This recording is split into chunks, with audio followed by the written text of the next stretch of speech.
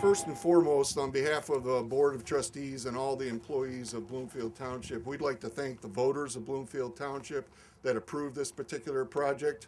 They did it at a very difficult time in our economy in Michigan, did it a couple years ago, but I guess they had faith in us. We presented to them a very comprehensive project, one that we think will meet the needs of Bloomfield Township for decades to come.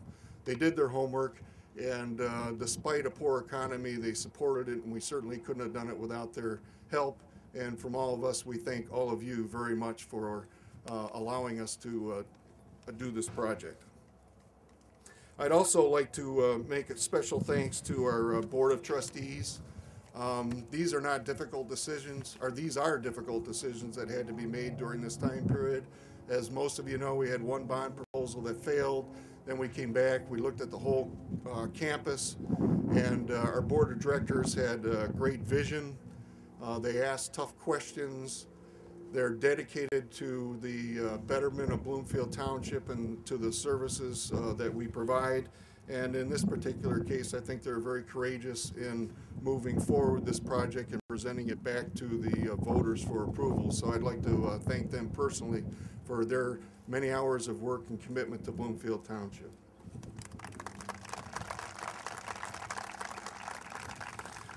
And then certainly a project like this could never take place without the commitment of our staff, our department heads, and all of our employees who have spent countless hours working on this project.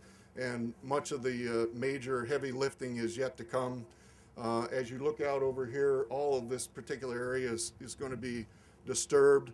When you look at the fire station behind you, for almost 2 years, half of it will be demolished. The apparatus room will remain there.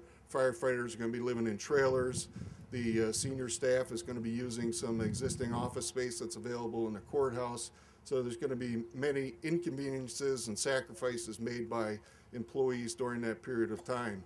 In our Public Works Department, the Public Works building is going right over here. It's going to really kind of encumber our activities at Public Works, so they're going to be working from 2 sites. They have a lot of work to do, and these are going to be very challenging times for our employees and staff.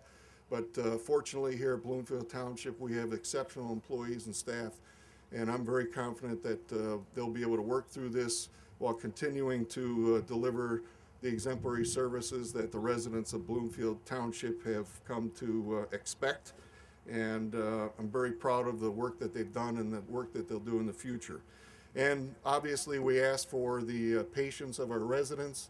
We have to do all this, basically disturb the whole campus while we're still providing those services, and there may be some inconveniences to you as you come in to use our services, and we ask for your patience and cooperation, and thank you in advance for that. One other thing I'd like to mention is there has been a committee that's been established to help put together this groundbreaking ceremony today, and I'd like to thank those that are involved, especially Jan Roncelli for helping with all the food. And you'll see as we finish here, we have a lot of food for you and entertainment. I'd like to thank her and Carol DeYoung, and then also some other employees that were involved: Lyle Bigger, Megan Bonfiglio, Joe Maranger, Sam Tricomo, Jeff Goodme, and Peggy Ramo also. And there were also some department heads that were involved in that, so we'd like to thank you for all that you've done to make today possible. And then lastly, we're going to have kind of 2 ceremonies here. First of all, we're going to have the Township Board come up, and we're going to do the break the ground here. Jan wanted me to hop on one of the backhoes back there.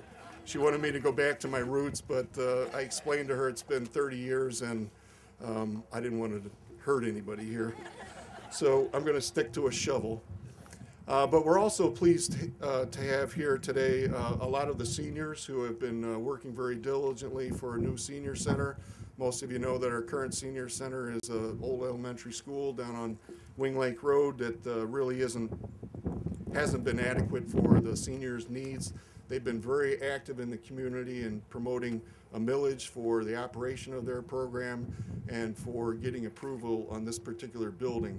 So in addition to all of us here at the township, this is a very special day for them also, and they've worked very diligently. They've had an advisory council made up of members that have worked very hard to make this day come possible. So with that, I'd like to introduce Steve Eskoff, who has chaired that particular committee, and ask Steve to come up and make a few comments, please. Thank you, sir. He's limiting me to only 3 minutes, so be patient. I didn't bring any chairs with us, so bear with me. About 5 years ago, Chris Tavarro got me involved in a focus group to study the needs of our aging population in this community.